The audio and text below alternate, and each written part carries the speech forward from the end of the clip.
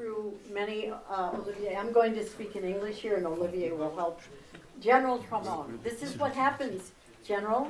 This is what happens when you 4 stars, you leave the army, you get to start to translate and carry bags and you get to start all over again. Hoping for it. You get to start all over again, and everything. So first of all, thank you all for being with us this morning. Mr. Mayor, thank you so much for this so warm reception and your reception to all Americans who come and visit your magnificent city. I think God spared Bayeux for a very important reason in 1944. It carries the soul of France. I truly believe this, so thank you again. I'd like to just make a few remarks. I didn't get to make these at the museum. I couldn't have made them in French, so this is a special time for me to thank a few people and to give a little sense of how this started. First of all, I'm very honored that our French officials are here and our American officials are here and our new friends and old friends in the military, and that our dear friend Bishop Romanet is here, and I will ask him before we eat if he would please do a special blessing for us this day. And I want to say special thanks to 2 members of our advisory board of the First Alliance Foundation, of our senior advisory board who are with us today, 2 remarkable recently retired U.S. military leaders, Lieutenant General David Huntoon and Vice Admiral Scott Van Buskirk. Thank you so much. We're very joint here right now. I also want to thank the Countess de la Houssaye. Where's Dorothea? Dorothea, if you all don't know her, you should know her. She is a force of nature here in Normandy. She is founder and chairman of the Normandy Institute at the Chateau de Bernaville, she and Simon, and she is truly dedicated to honoring the D-Day memory, to honoring the soil of Normandy through people, through stories, and through building future strategic relationships for all the allies, not just French and American. And General Tremont and I serve on her advisory board, and we're very appreciative for all that Dorothea does. So Dorothea, thank you for everything you do. Where's Simon? Where's Simon? And Simon. And Simon. The Normandian.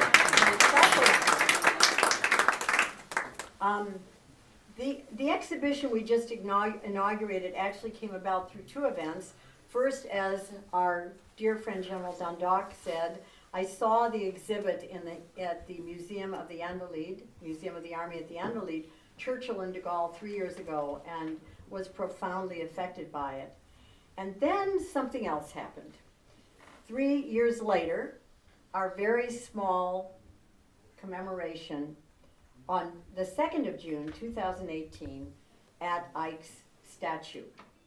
During the week commemorating the 74th anniversary of D-Day, Lieutenant General Christopher Cavoli, commander of U.S. Army Europe, was in Bayeux to lay a wreath with Susan Eisenhower, and Susan invited me to be present and asked our colleague, Lieutenant General Olivier Tremont, if he would be kind enough to lay a wreath representing the French military, because she said there's not enough focus on the alliance, and this is so important. We're here on the soil of Normandy.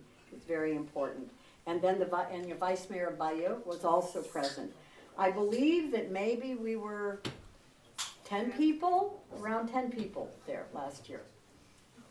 And General Cavoli, I have to say this, I don't mean to embarrass you, but this is a true story. This was a very small ceremony, no photographers, no big band, no anything, no people watching. And I was watching General Cavoli, and it truly touched my spirit because he did the dépose de gerbe, he laid the wreath, and he paused a moment and he reflected. And I was trying to understand what he was doing and why. And what I sensed is that he treated this solemn, proud, and peaceful dedication with a force, a personal force, and an understanding that went beyond something that I could understand. It was a respect, as I felt, for tradition, a knowledge of sacrifice, and a moment in the eternal battle to keep our liberty, our values, and to pass on our heritage. With Susan, he stood with total focus and attention, as did Susan. And then I watched my wonderful colleague and friend, General Tremont, standing there expressing the same force of dignity, memory, and respect.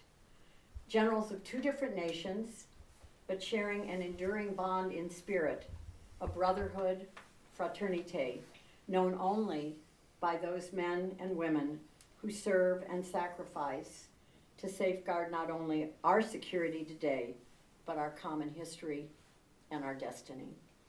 General Eisenhower came before in this line of those who know too well the cost of our security.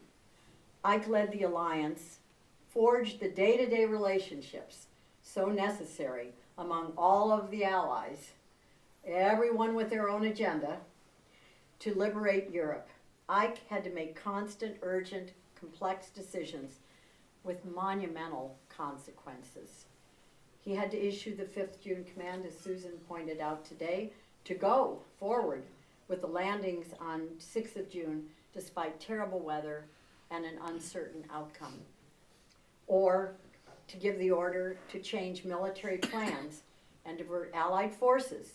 The U.S. 4th Infantry Division, here with us today, represented, and the French 2e de Bayeux, here with us today, General Couche, who was head of the French Army and is now president of the Fondation Charles de Gaulle. It's an honor to have you with us, sir, today. And they were diverted by General Eisenhower to liberate Paris on 25th August 1944. And I doubt if Paris would have been standing today if he hadn't made that decision. So Ike understood the unique courage of General de Gaulle, who refused to yield to Nazi tyranny over France, and who dared to stand alone at first, without any funds, any resources, any support, condemned to death by Vichy, de Gaulle vowing to restore France, the real and eternal France. And he kept these vows for the first time, as we know today, as it was recalled today, on French soil, the first time in France since 1940, here in Bayeux. Now maybe it was somewhere else, but he did commemorate in Bayeux. We did hear that story of the little competition of where he was.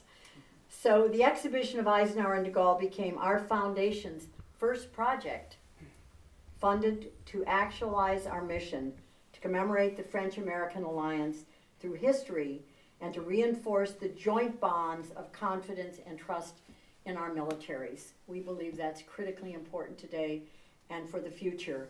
And I was thinking today, speaking with General Cavoli, speaking with General Timon, we were talking about this great bond today. Just a few weeks ago, 2 French special forces lost their lives in Burkina Faso, rescuing 2 French hostages and 1 American hostage. And barely within the last 2 years, when U.S. Forces were at risk and under attack in Niger, it was the French who came to our rescue. I think General Cavoli said they didn't even hesitate. We said, we've got men here, we've got troops here, we need your help. He said they didn't even make a phone call. They just got in the helicopter and said, where do you need us? And this is what our friendship is all about. It's an actualization and a realization through the men and women who serve us day to day and protect not only our lives but our legacy. So the exhibition, Eisenhower de Gaulle, hopefully will be for us a symbol and a beacon of many more stories to tell in the future. And we look forward to sharing this journey with all of you, to learning from you. And we know that here on the sacred and blessed soil of Normandy, our alliance will live forever. Thanks to all of you. Thank you very much.